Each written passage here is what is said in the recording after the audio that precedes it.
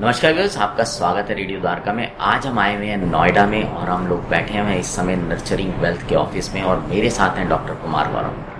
Doctor Kumar Gaurav को पिछले 2 दशक से ज़्यादा समय हो गया है इस इंडस्ट्री में।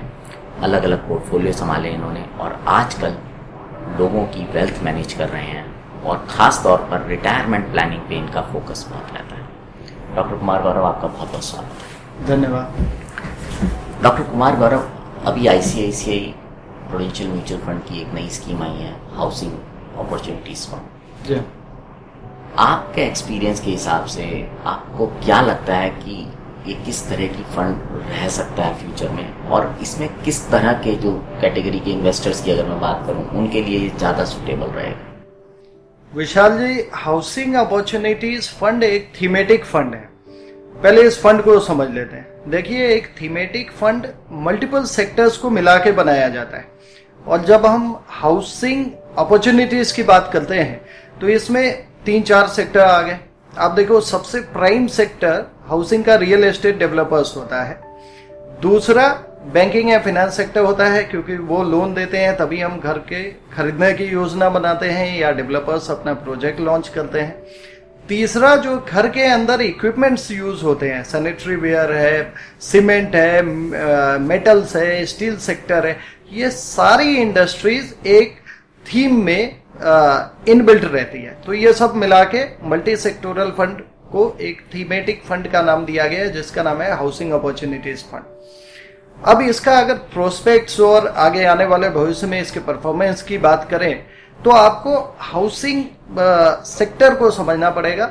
आप देखिए, 2003 से लेके 2013 एक काफी बूम का पीरियड था रियल एस्टेट मार्केट में, और भारतवर्ष में प्रॉपर्टी और गोल्ड यही 2 फेवरेट एसेट क्लासेस हुआ करते थे और आज भी है।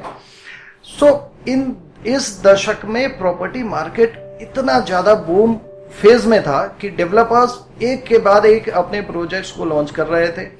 एक प्रोजेक्ट के नाम पे वो पैसे उठाते थे, दूसरे प्रोजेक्ट को लॉन्च करते थे, फिर दूसरे का पैसा तीसरे में लॉन्च करते थे, और फाइनली ये होता था कि कोई भी प्रोजेक्ट उनका पूरा नहीं हो पा रहा था।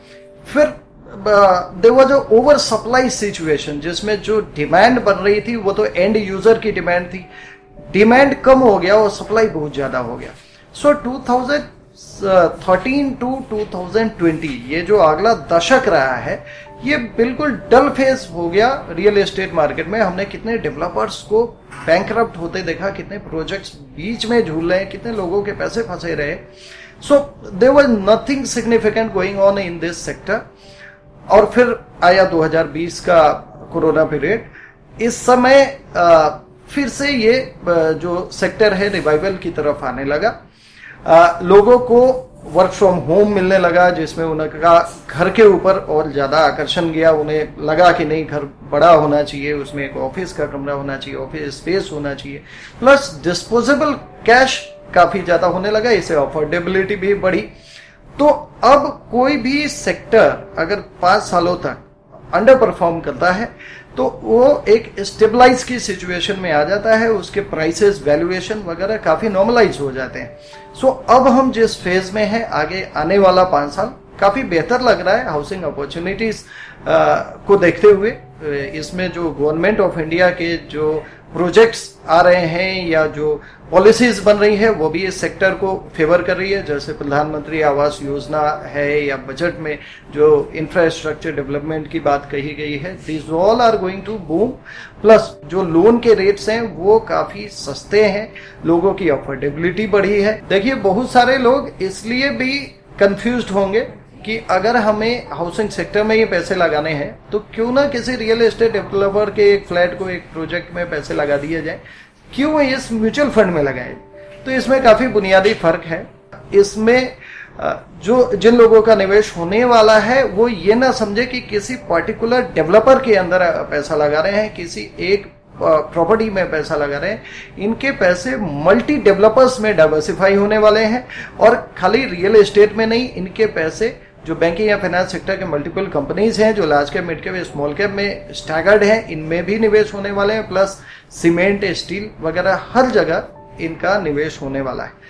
आने वाला समय, आने वाला भविष्य काफी अपॉर्चुनिटीज लेके आता है, ऐसा दिख रहा है। और I wish all the best to ICICI pru housing opportunities team, जो फंड मैनेजर है mister S Naren and mister Anand. They are veterans of the market, they are going to lead the journey and give a very smooth experience to customers.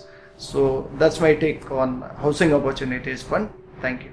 Mutual fund निवेश बाजार जोखिमों के अधीन होते हैं। निवेश से पहले योजना संबंधी सभी दस्तावेजों को ध्यानपूर्वक पढ़ लें।